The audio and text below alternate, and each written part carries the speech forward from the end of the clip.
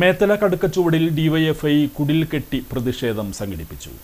വയനാട് ദുരന്ത ബാധിതർക്കായി പിരിച്ച പണമെവിടെ കോൺഗ്രസേ, വീടെവിടെ കോൺഗ്രസേ എന്ന മുദ്രാവാക്യമുയർത്തിയാണ് മേത്തല ഡിവൈഎഫ്ഐ നായനാർ യൂണിറ്റ് കുടിൽകെട്ടി പ്രതിഷേധം സംഘടിപ്പിച്ചത്. കടുക്കച്ചുവട് പരിസരത്ത് നടന്ന സമരം ഡിവൈഎഫ്ഐ മേത്തല മേഖലാ പ്രസിഡന്റ് അഡ്വക്കേറ്റ് മൻസൂർ അലി ഉദ്ഘാടനം ചെയ്തു. ഡിവൈഎഫ്ഐ ഇത്തരത്തിലുള്ള ഒരു സമരവുമായി മുന്നോട്ട് പോകുമ്പോൾ ഈ സമരത്തിൽ ഡിവൈഎഫ്ഐ മുന്നോട്ട് വയ്ക്കുന്ന വിഷയം എത്രമേൽ കാമ്പുള്ളതാണ് എന്ന് വിളിച്ചോതുന്ന ഒന്നാണ്.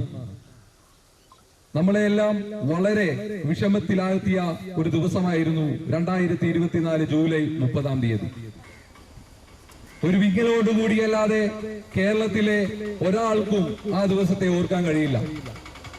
വയനാട് ഒരു രാത്രി ചൂരൽമല എന്നുള്ള ഒരു ദേശം മൊത്തം ഉരുൾപൊട്ടലിൽ ഒലിച്ചുപോയ ഒരു രാത്രി നമ്മളെല്ലാം പിറ്റേ ദിവസം അറിഞ്ഞത് വളരെ തേങ്ങലോടും വിങ്ങലോടും കൂടിയാണ്. 252 സ്ഥിരീകരിച്ച മരണങ്ങളും 118ഓളം ആളുകളെ ഇന്നും കാണുന്നില്ലാത്ത സ്ഥിതിയും ഏകദേശം 397 പേർക്ക് ഗുരുതരമായ പരിക്കും ശേഷിപ്പിച്ചിട്ടാണ് ആ ദുരന്തം നമ്മളെ വിട്ടുപോയത്. ആ ദുരന്തത്തിൽ നമ്മൾ കൈമെയ്യഴഞ്ഞ് സഹായിച്ച ഒരു കാലമുണ്ടായിരുന്നു. ഡിവൈഎഫ്ഐയും മറ്റു പൊതുപ്രസ്ഥാനങ്ങളും കൃത്യമായി ഇടപെടലോടുകൂടി പല കോണുകളിൽ നിന്നും പണം സമ്പാദിച്ച് നമ്മൾ ഒരുപാട് ദുരിതാശ്വാസ പ്രവർത്തനങ്ങൾ നമ്മൾ കാഴ്ചവെച്ചു. അതൊന്നും അധികമാണെന്ന് പറയുന്നില്ല.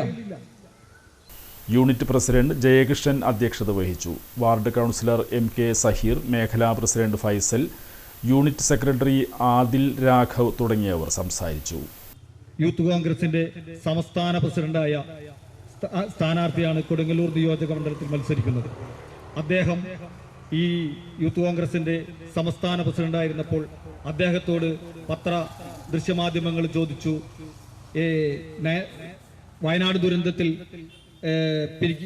ദുരന്തബാധിതർക്ക് വീട് വെച്ചു കൊടുക്കുന്ന കാര്യം എന്തായി എന്ന് ചോദിച്ചപ്പോൾ അദ്ദേഹം ദൃശ്യമാധ്യമങ്ങളോട് പറഞ്ഞത്, സർക്കാരിന്റെ വീട് വന്നാൽ അതിന് തൊട്ടു മുന്നിലായി ഞങ്ങളുടെ വീടുകൾ ഉണ്ടാവും എന്ന് പറഞ്ഞു.